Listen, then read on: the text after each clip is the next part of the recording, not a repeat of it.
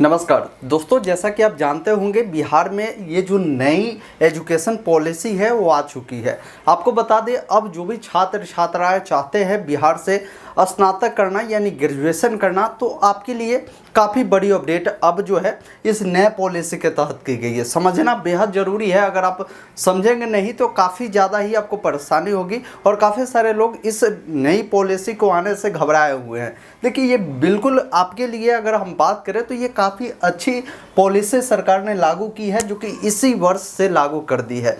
आपको बता दें, अब जो भी छात्र छात्रा है 23 से 26 सेशन, आप जान रहे होंगे कि 3 सालों का होता था, ये अब 23 से आपका 27 सेशन के लिए अब नामांकन होगा स्नातक में। बिहार के सभी विश्वविद्यालय की हम बात कर रहे हैं। आप ये मत समझे कि किसी प्रॉपर एक विश्वविद्यालय में होगी। ये पॉलिसी लागू जो हो रही है बिहार के सभी विश्वविद्यालय में लागू हो रही है। सबसे पहले समझिए कि ये जो न्यू एजुकेशन पॉलिसी है ये है क्या। आपको बता दें, ये जो न्यू एजुकेशन पॉलिसी है ये केंद्र सरकार ने 2020 में ही लागू किया था, लेकिन 2020 में अलग अलग राज्यों ने इसको अपने समय के अनुसार इसे इम्प्रूव किया। बहुत सारे राज्यों में 2020 की बात करें तो तेलंगाना सरकार ने 2020 में ही इस नए पॉलिसी को लागू कर दिया अपने राज्यों में।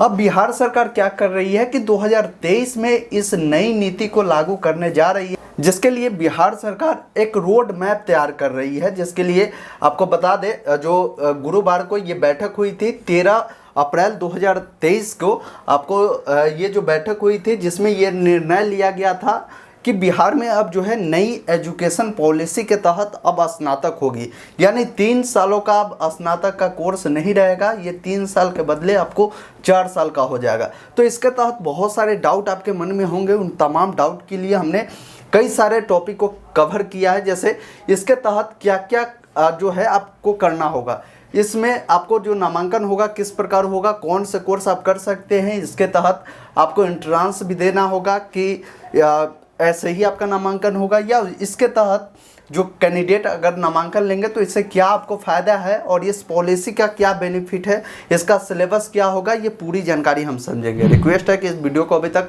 लाइक नहीं किया है तो लाइक अवश्य करें, साथ ही चैनल को सब्सक्राइब करें ताकि आने वाली सारी अपडेट की जानकारी आपको मिल पाएगी। सबसे पहले हम समझते हैं कि यहाँ पर इसके तहत क्या क्या होगा।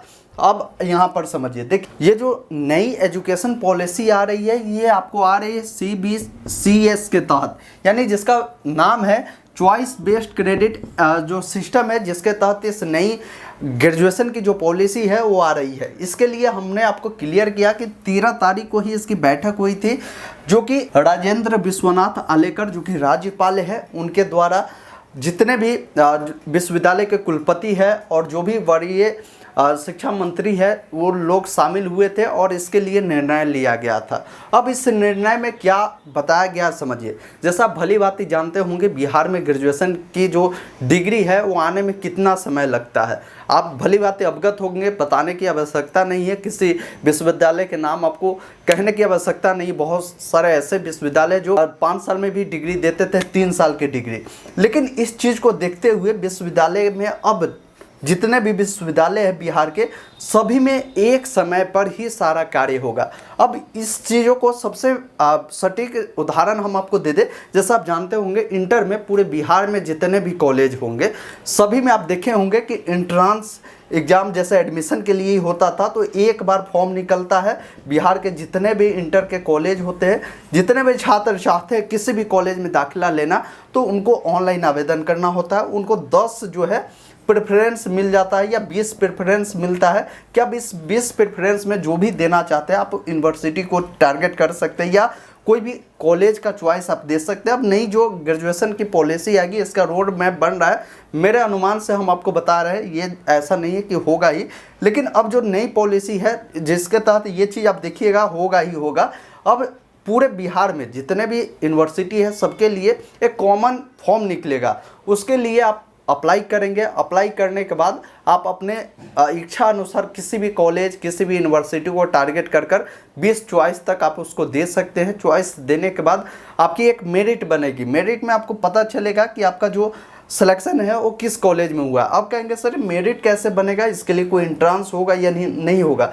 तो इसके लिए जो नई नीति बन रही है, एक डिटेल नोटिफिकेशन आएगा तो इसकी जानकारी पुष्टि हो जाएगी। ये अभी आप अनुमान के तौर पर आप मान सकते हैं। तो इस प्रकार ये जो है नई जो नीति है, नई एजुकेशन पॉलिसी है बिहार में अब लागू होगी। इसके तहत देखिए नामांकन कैसे होगा तो हमने क्लियर किया। इसके लिए एंट्रांस आपको देना होगा या नहीं देना होगा ये क्लियर किया। इससे क्या फ़ायदे होंगे, देखिए फ़ायदे बहुत सारे हैं। इससे फ़ायदे ये होंगे, जैसे आप जानते होंगे इंटीग्रेटेड एक कोर्स आता है। जैसे आप बीए के तहत बीएड करते हैं तो आपको ये, जैसा आप जानते होंगे बीए इससे पहले 3 साल होता था और बीएड आपका 2 साल का होता था, कुल मिलाकर 5 साल हो जाता था।